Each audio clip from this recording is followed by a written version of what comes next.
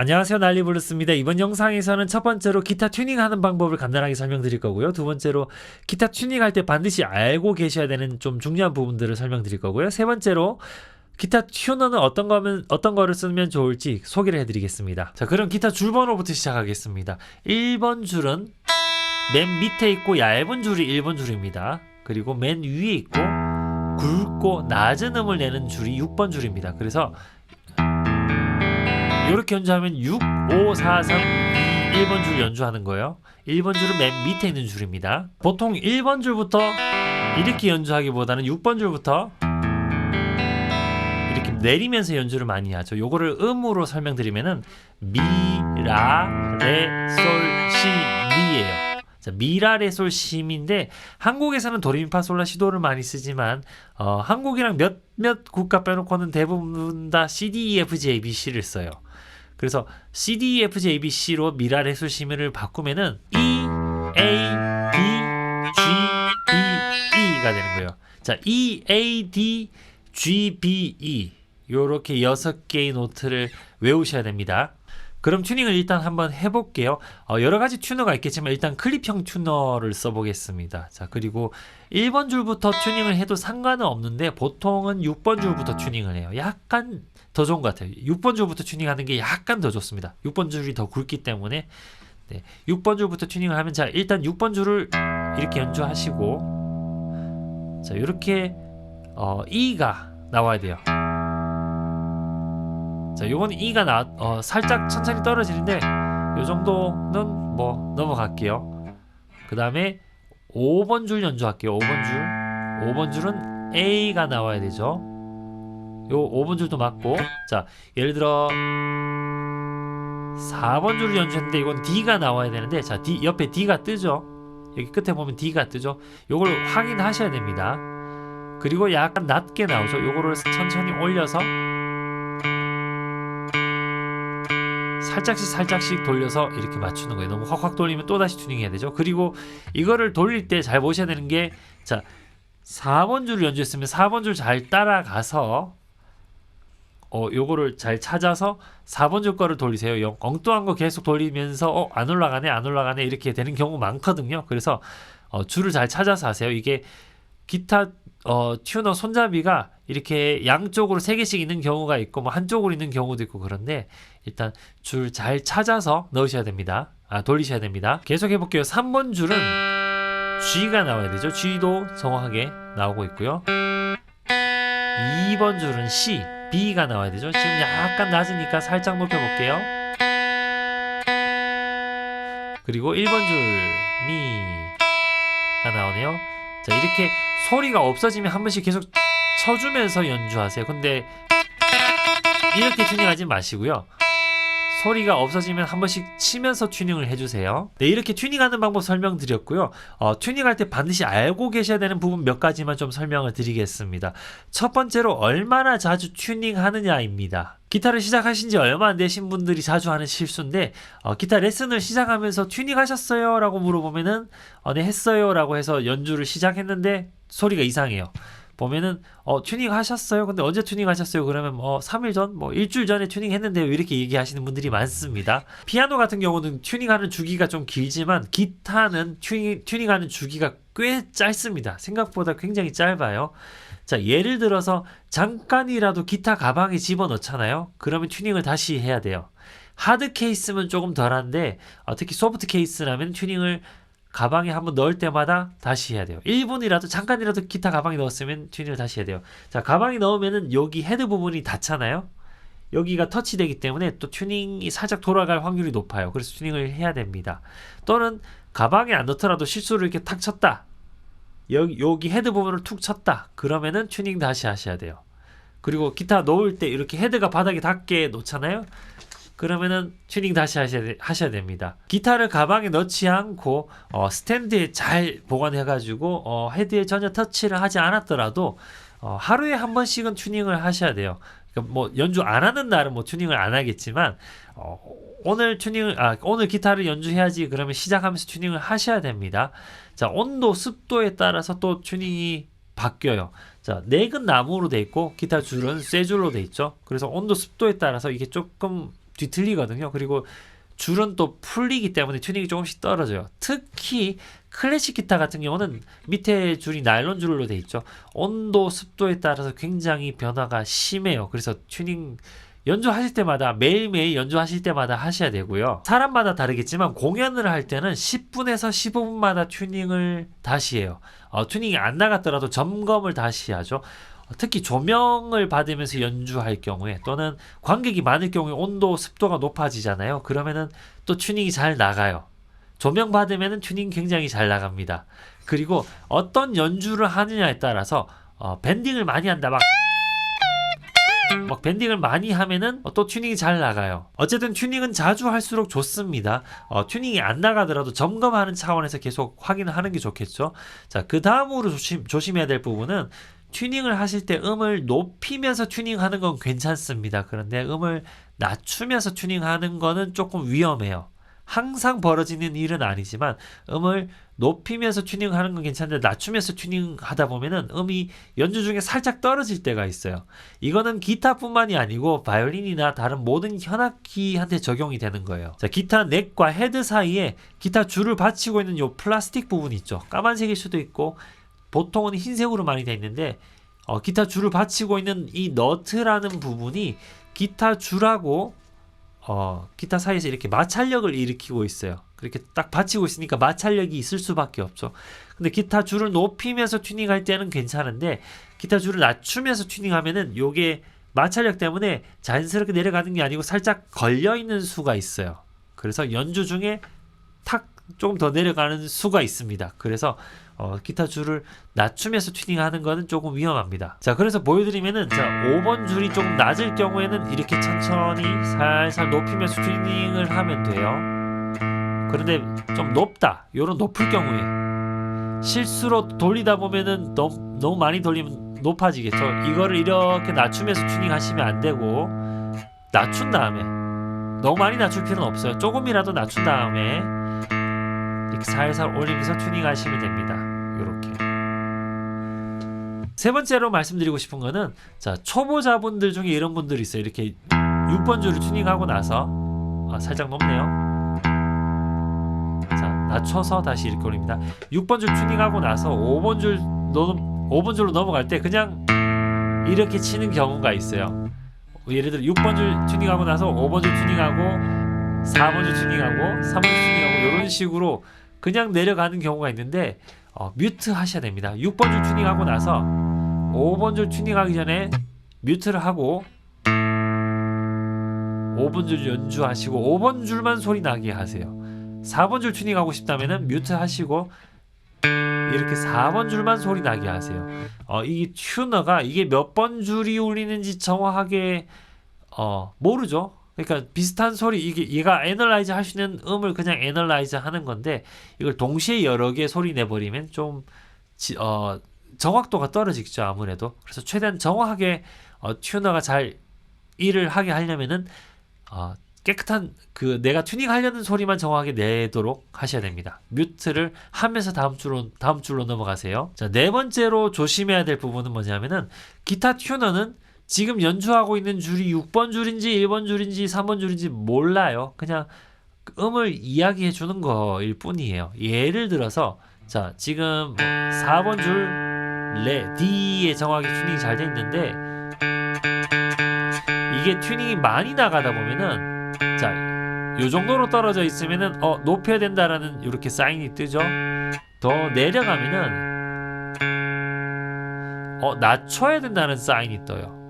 이거는 레가 아니고 C 샵으로 떴는데, 자, 음이 너무 많이 나가면은 그 다른 음에다가 튜닝을 하기 유도할 수가 있습니다. 그래서 정확하게 어느 음인지 요 앞에 뜨는 알파벳을 정확히 보셔야 돼요. 그래서 E, A, D, G, B, E 요 6개를 외우시고, 자, 4번 줄이면은 D에 맞춰야 되죠. 여기서 간혹가다 이런 문제가 생기더라고요. 이렇게 튜닝 정확히 했는데요, 저는 튜닝 정확하게 했는데요 라고 하고 연주를 해보면은 C코드 이상한 소리가 나고 이런 경우가 가끔 있습니다. 그래서 특히 줄을, 자, 이거 제대로 고칠게요.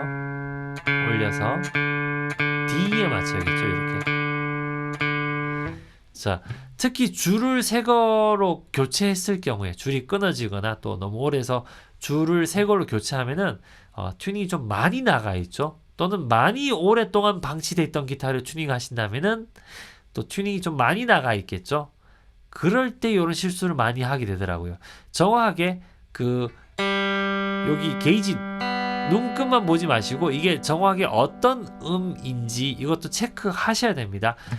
특히 잠깐 뭐 매일매일 튜닝하는 경우에는 크게 문제가 없을 건데 뭐 좀 튜닝이 많이 나갈 이슈가 있을 경우에 예를 들어 여기 어떻게 많이 터치하게 됐다든지 또는 뭐 오랫동안 방치했다든지 또는 줄이 끊어져서 새 걸로 갈았다든지 이럴 때는 특히 여기 알파벳 앞에 나오는 알파벳도 좀 정확히 유심히 보시면서 튜닝 하셔야 됩니다. 마지막으로 줄을 새 걸로 교체했을 경우에 처음에 며칠간은 튜닝이 계속 떨어질 거예요. 튜닝하고 나서 연주해보면 조금 있으면은 또 튜닝이 이상해지고 또 튜닝하고 나면 조금 있으면 튜닝이 이상해지고 이런 경우가 생기는데 자 기타 줄을 바꾸고 나면 이런 일이 생깁니다. 기타 줄이 천천히 늘어나면서 튜닝을 해도 또다시 떨어집니다. 이런 경우를 위해서 한 가지 좀 설명을 드리면은 팁을 드리면은 자 저는 이런 수건 같은 거를 써요. 자 기타 줄 하나하나씩 수건으로 하나씩 이렇게 잡고 자 그냥 하시면 안 되고 왼손으로 여기를 잘 눌러 주셔야 됩니다. 잘못하면 여기 너트 밖으로 나가버리는 경우가 있거든요. 여기를 좀 잡고 1번, 2번 플랫 요런 데를 좀 잡고 이렇게 조금 살살 너무 세게 하면 기타 줄이 그냥 끊어져요. 여기저기 이렇게 좀 스트레칭을 좀 해주는 거예요. 이렇게 당겨주는 거예요.